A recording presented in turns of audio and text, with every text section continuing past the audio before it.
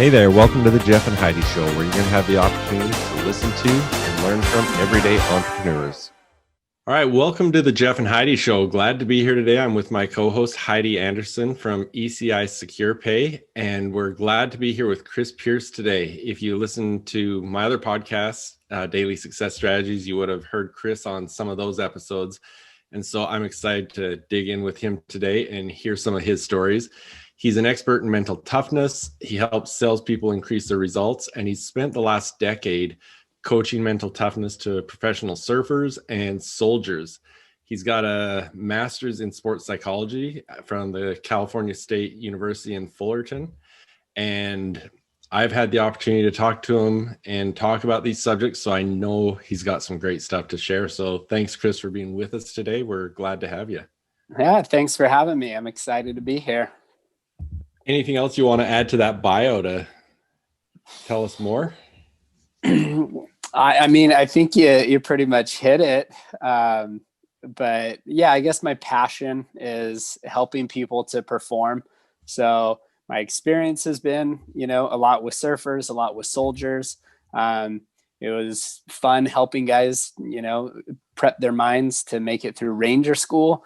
I worked a lot with special ops guys. But yeah, like you said, I am kind of transitioning into working with salesmen and really trying to help them dial in, not their sales, like they've got those skills, but just dial in their ability to control themselves so that they can use the skill set they have. How did mental toughness become a passion of yours? How did you make that your major in college? Yeah, so it kind of by accident. I through college, I was that guy that just had a million credits studying everything, not knowing like, okay, what do I want to do with this when I finish? And so I studied some stuff in business, like pre-med stuff, and I ended up finally getting my degree in exercise science.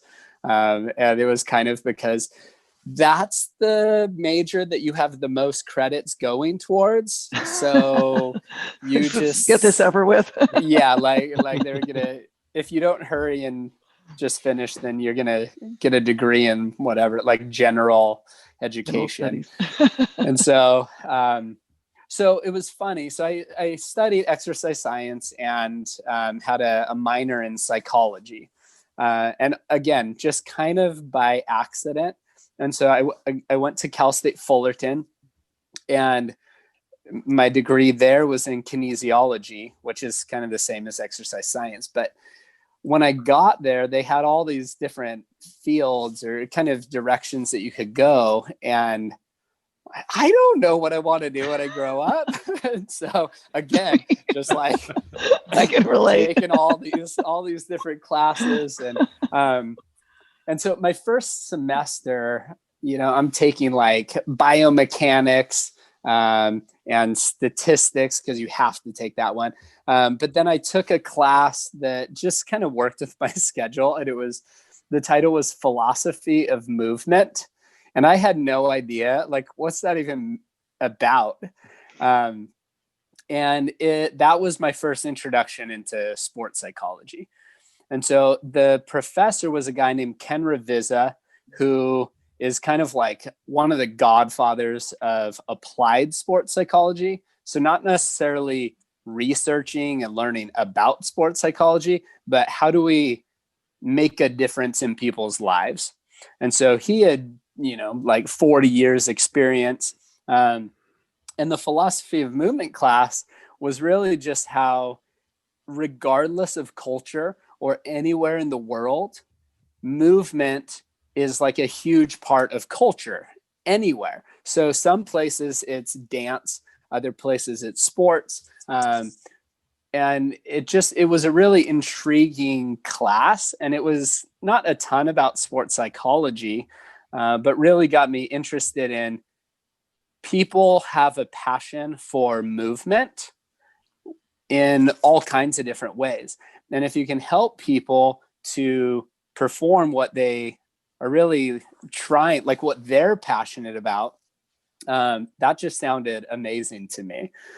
And so that made my decision, and I was like, oh, well, I should probably take like an intro to sports psych class and really learn more about this. And so the rest of my schooling through the master's was very focused on just sports psychology. Now, are you an athlete as well?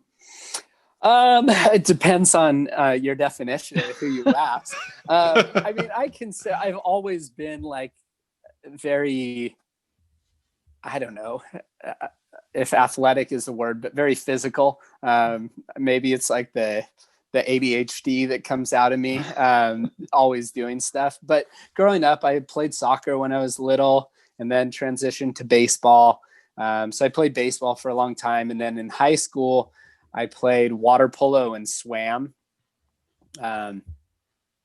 So I also was on the tennis team for 2 years. So I guess so. Yes. So yes, you are an athlete. But I'm not like, I never played in college. I guess I got obsessed with surfing in high school, and that took over. And so. Now, were you in Hawaii in high school, or were you in No, I grew up California? in San Diego. Okay. Yeah. So down in San Diego, still was like 45 minutes to an hour away from the ocean. But still, it was worth the drive to spend time in the water. Sure. So tell us about well, I guess one, to make the connection too, so Heidi actually played for LSU. She was a basketball player. She played for Arizona awesome. and played for LSU. So we talk sports. She knows it. Nice. A little bit. But I have very little experience playing basketball, and the little experience I have led to a torn ACL. Oh. So me and basketball are not friends, but I can appreciate people who do play. So yeah. So tell us how you got involved with the surfers, the professional surfers, and coaching them. Yeah, so that was 100% passion and dedication, and it was the only sport that I follow like religiously is surfing, which a lot of people didn't even know that you could. They're like, what, do they even have contests for that? But so I followed that, and I just, as soon as I took that one class, I was like, you know what, surfing needs this. And so there was a local competition in Huntington that was like a pro-am contest. And so I went down there.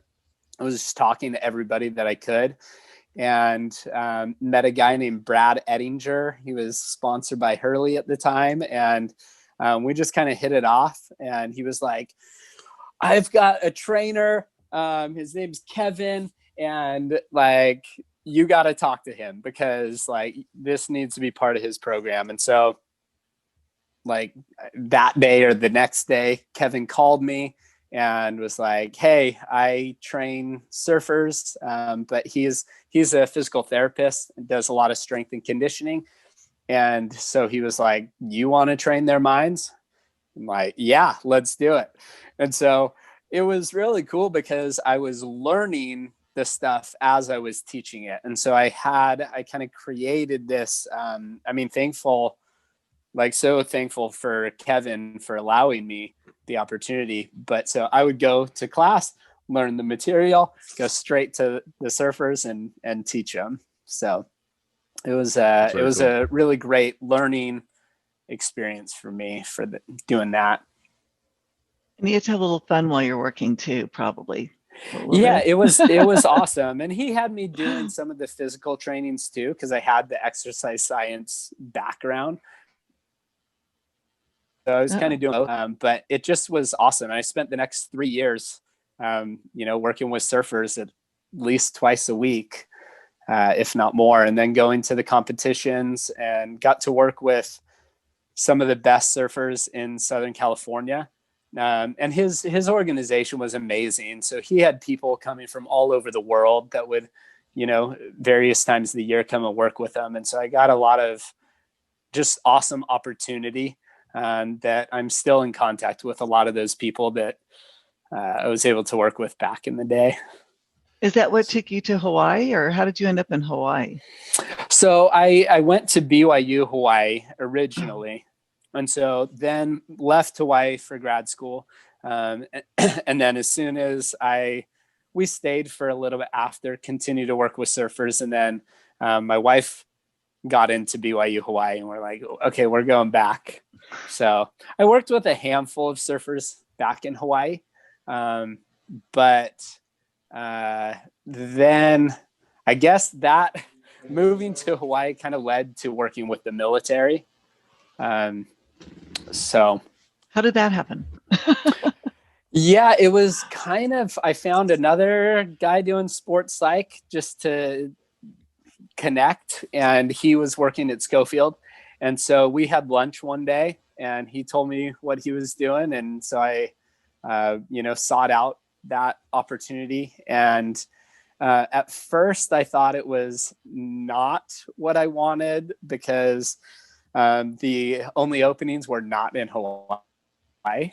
And so I ended up taking a job that took us to North Carolina. And that was probably like the biggest, most exciting opportunity that I had, simply because it was not just with the military, but it was specifically with special operations.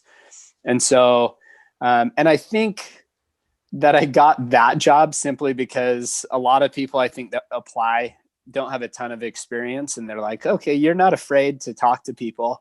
And I was a little bit older. And so I did that for about a year and a half, where we went to North Carolina, and I got to see some amazing things that you typically only get to see if you are actually becoming a Green Beret. And so that was really just exciting and awesome. What were you able to bring to them, mentally that they weren't getting before that? Yeah. So part of their program is like this separate organization. So I worked for, the program was called SOCEP. And we called it SOCEP because we didn't want to have to say Special Operations Cognitive Enhancement for Performance every time.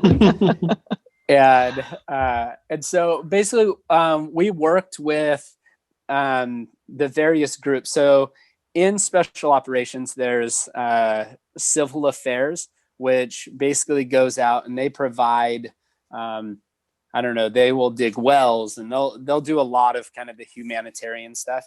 Then you have PSYOP, that's basically PSYOP is like the psychologist kind of, and they're basically the mental warfare. And then there's the special forces, which is typically what you think of, the big, strong, tough guys. And so we would work with them specifically on learning the information that they needed to, but then also on controlling themselves so that they could perform the things, because they were being tested almost constantly.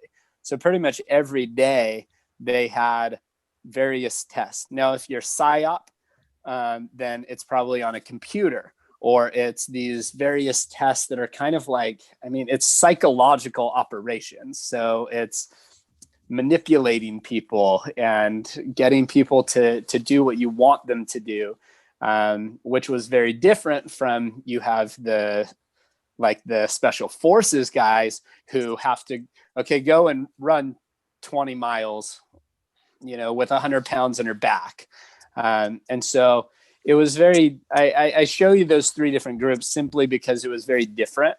For the one, it was more testing anxiety type stuff, and confidence and belief in yourself. Whereas with the special forces guys, it was a lot more of the physical and what is going through your mind that is going to help you, and what is going through your mind that is harming you or stopping you from being able to progress and move forward. And so that's really kind of to make it as simple as possible. It was helping them identify those things. So what are some of the things that you would do to help them identify that? Because I think, it doesn't matter what you're in, if you're in special forces or in sales, that's valuable to be able to do. Yeah. So one of the things that was really cool was that because we were pretty much partnered with the school that was teaching them all these things, it was a lot of stuff that was like these joint operations. And so some of the things we would have them do, so they would run like 5 miles, and on the trees, we would go out and put these like pictures and things up on the trees, or photos of people. And then at the end, they would need to identify certain things that they had needed to remember along the route. And so they would do that. And that's more like memory kind of stuff. But so part of it that they're already getting from their classes is some of that memory stuff and remembering things and having to recall it. But then our approach was discussing, how are you going to do that? What approach are you going to take? What are the things that stop you? And so a lot of it was, here's an exercise, here's an activity. You're going to go and do this thing. How is your mind going to help you or hurt you in that? And so a lot of it was just conversations. It was open discussion.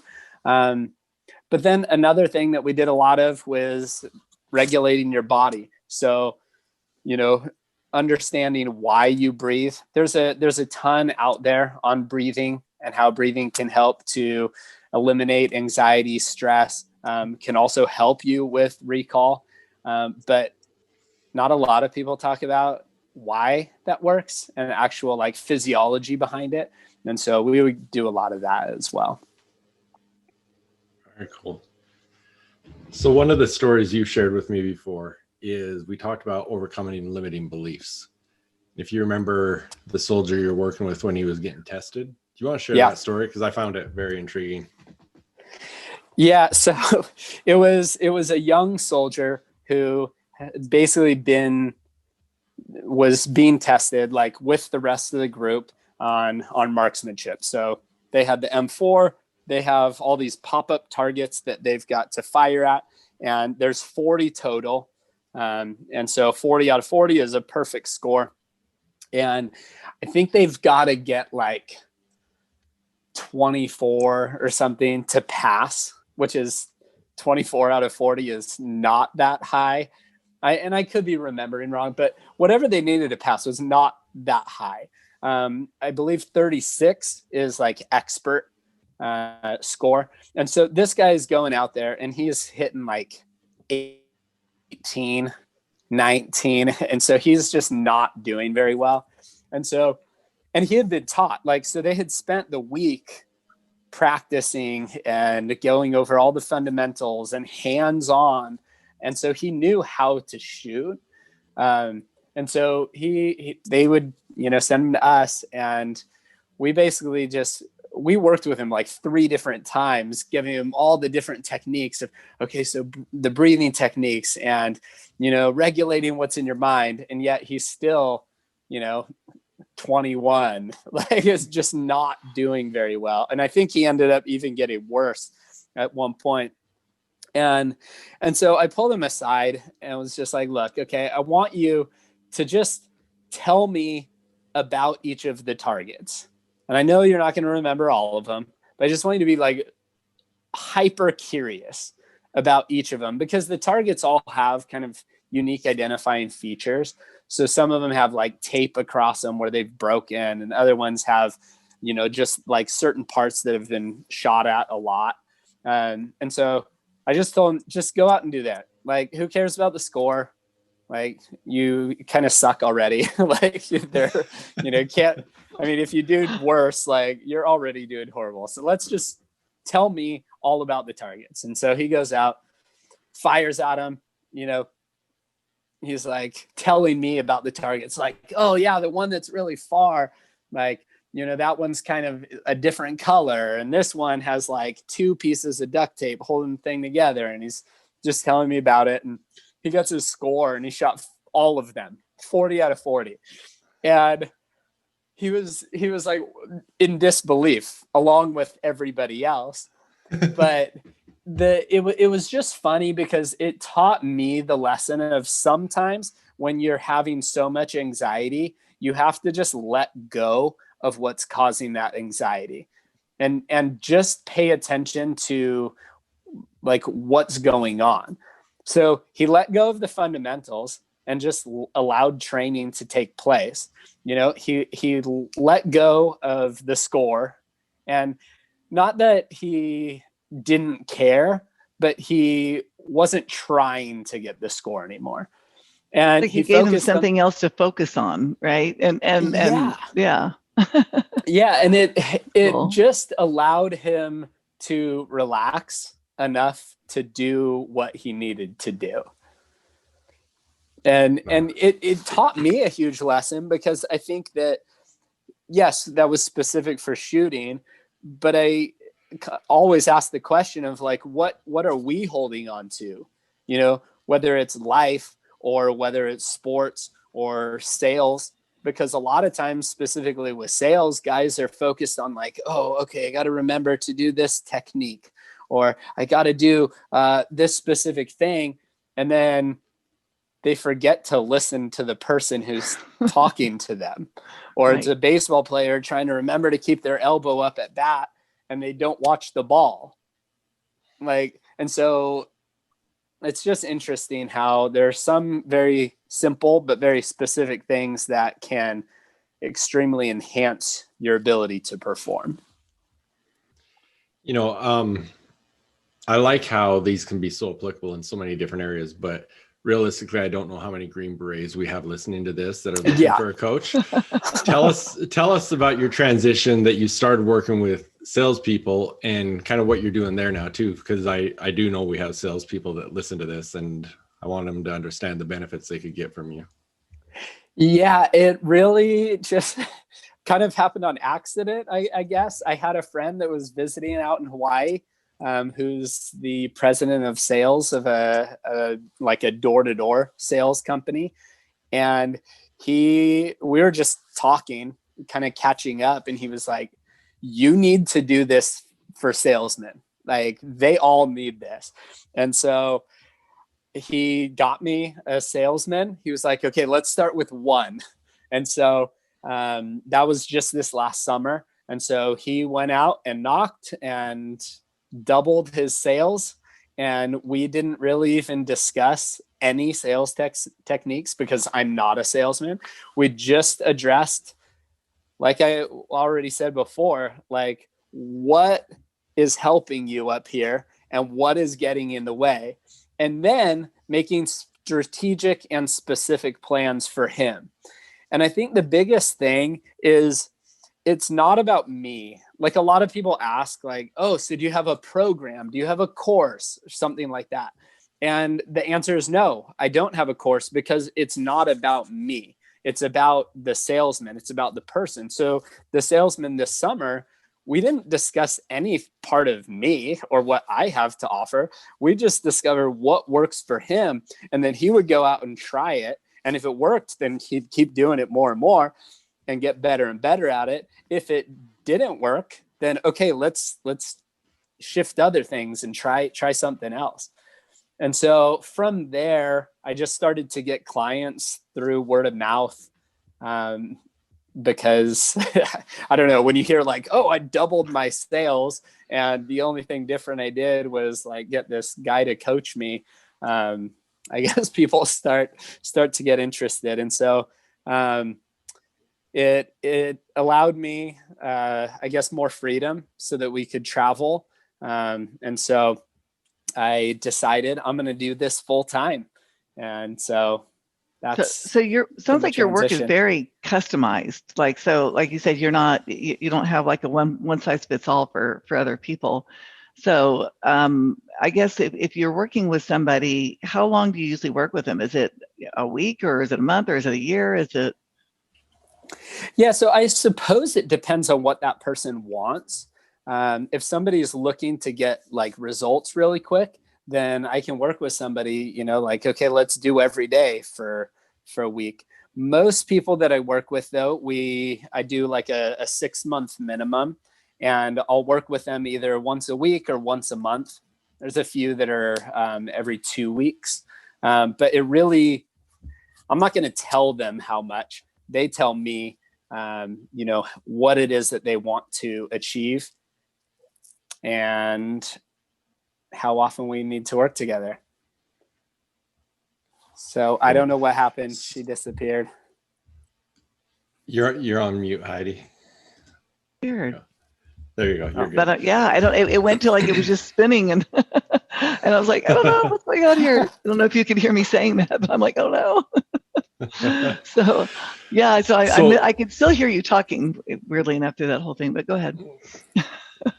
So have you now? Your full focus is on that, and you're not working with the soldiers anymore. Is that correct?